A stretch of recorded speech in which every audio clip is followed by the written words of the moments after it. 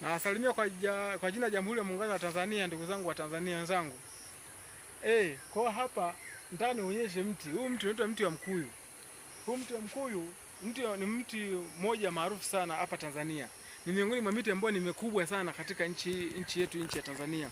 Na ina maisha marefu sana. Na unapoangalia hivi unaweza kukadiria tu kwamba unavyoona utafikiri kamti ka siku mbili tatu. Huu na mamia na mamia ya miaka hivi unavyoona, na matunda yake unavyoona yale pale pia na umuhimu sana katika jamii ya Watanzania. Na hili magamba yake yana umuhimu katika jamii ya Watanzania, na majani yake yana umuhimu katika jamii ya Watanzania. Kwa ndugu zangu wa Tanzania, kuna haja ya kuelewa kwamba hii misitu ina maana sana tunapokuwa tunawaeleza sisi.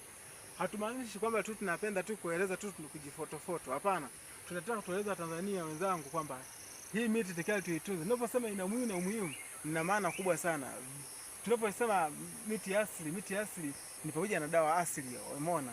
Pamoja na dawa asili. Sijamaanisha kwamba nataka nikuelekeze dawa za hii miti. Nataka kueleza kwamba hii miti ina faida pia na kutupa mfano kama masuala ya dawa. Ila simaanishi kwamba mimi nataka kueleza habari za dawa. Nataka nimaanisha kwamba tuitunze misitu kwa sababu inatutunza na sisi, inatutunza kwa njia mbalimbali, kwa njia ya kutuletea maji, kwa njia ya kutuletea dawa, kwa njia ya kutuletea chakula na kwa njia ya kutuondolea jangwa. Asanteni wa Tanzania, nawapenda sana. I love you Tanzania.